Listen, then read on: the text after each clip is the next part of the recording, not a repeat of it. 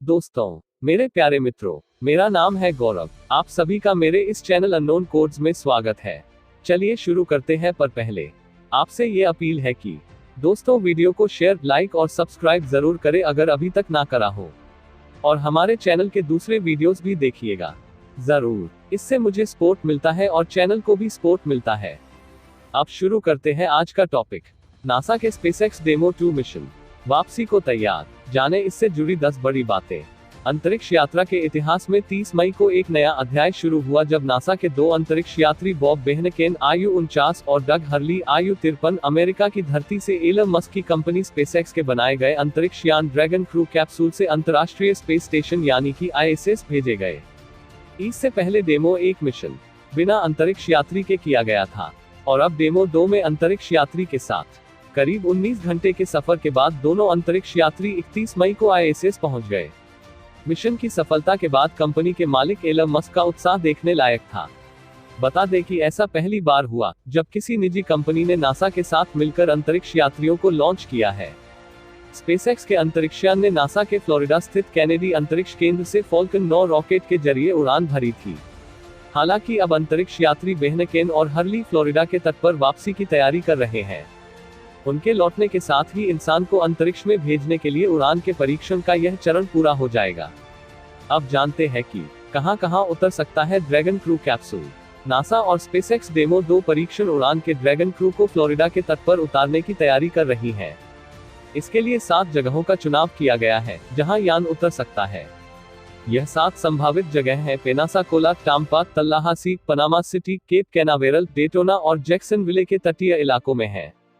अब समझते हैं कि ड्रैगन क्रू कैप्सूल को उतारने के लिए कैसे चुनी गई ये जगहें। ड्रैगन क्रू कैप्सूल में सवार यात्रियों को वापस धरती पर लाने के लिए दिन और समय के अनुसार जगह का चुनाव किया जाता है। साथ ही उतरने के सभी संभावित विकल्पों और अवसरों को ध्यान में रखा जाता है। प्राथमिकता इस बात को भी दी जाती है कि कैप्सूल के उतरने वाली जगह का मौसम विपरीत परिस्थितियों वाला ना हो।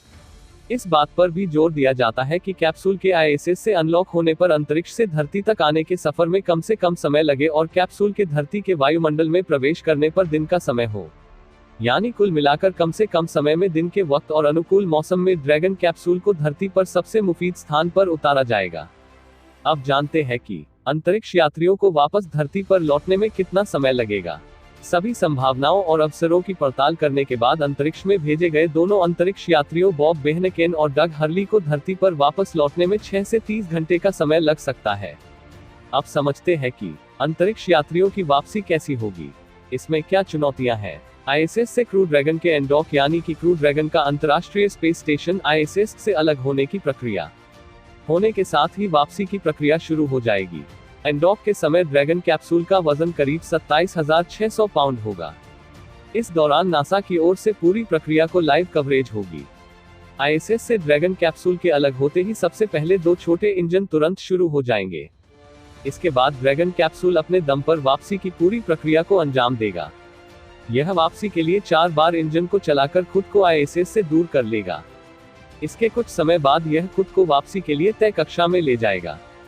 इसके बाद वापसी के लिए तय कक्षा से बाहर आने के लिए एक बार फिर इंजन शुरू होगा और ईंधन जलने के बाद ड्रैगन खुद को ट्रंक से अलग कर लेगा।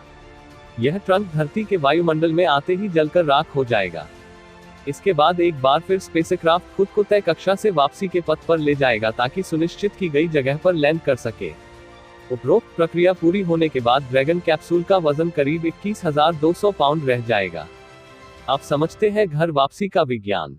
ड्रैगन कैप्सूल कितनी तेजी से धरती पर लौटेगा और वायुमंडल में प्रवेश करने पर यह कितना गर्म होगा। क्रू ड्रैगन की वापसी के दौरान इसकी रफ्तार करीब 17,500 मील प्रति घंटा होगी, जबकि अधिकतम तापमान 3,500 डिग्री फ़ारेनहाइट होगा। ऐसा इसलिए होता है क्योंकि यान की गति बहुत तेज होती है और वो पृथ्वी के वायुमंडल से टकराता है, जिस घर्षण के कारण इतना तापमान हो जाता है। यान के धरती के वायुमंडल में प्रवेश करने के दौरान संचार बाधित होता है, जो करीब 6 मिनट तक जारी रहता है। ऐसा इसलिए होता है क्योंकि यान का तापमान 3,500 डिग्री फ़ारेनहाइट हो जाता है और यान वायुमंडल की वायु को प्लाज्मा में बदल देता है। इतनी गर्मी के कारण और यान उस प्लाज्मा से घिर जाता है तो रेडियो वेव्स का संचार बंद हो जाता है। जब रफ्तार और धीमे होती है तो तापमान भी कम हो जाता है। और संचार शुरू हो जाता है। अब जानते हैं और समझते हैं गति को कम करने का विज्ञान। कब खुलेंगे पैराशूट? ड्रैगन कैप्सूल में पैराशूट के 2 सेट हैं। इनमें से पहला तब खुलेगा जब धरती के वायुमंडल में प्रवेश करने पर रफ्तार कम करने के लिए ड्रैगन कैप्सूल 18,000 फीट की ऊंचाई पर होगा। इस समय ड्रैगन कैप्सूल की गति 350 मील प्रति घंटा होगी। इसके बाद 6,000 फीट की ऊंचाई पर 4 मुख्य पैराशूट वाला सेट खुलेगा।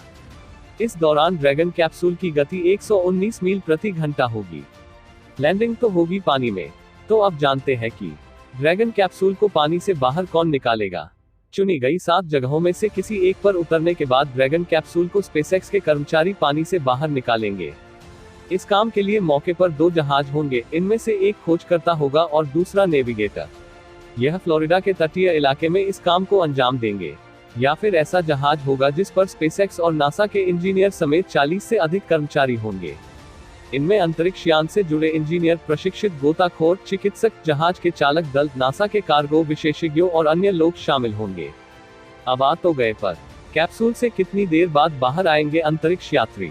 ड्रैगन कैप्सूल के पानी में उतरने के तुरंत बाद 2 बोट तेजी से उसकी तरफ बढ़ेंगी।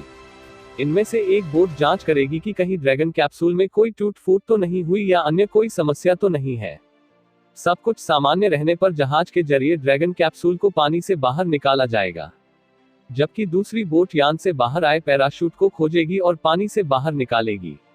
इसके बाद मुख्य पोत आगे बढ़ेगा और क्रू ड्रैगन कैप्सूल को मुख्य डेक पर लाना शुरू करेगा।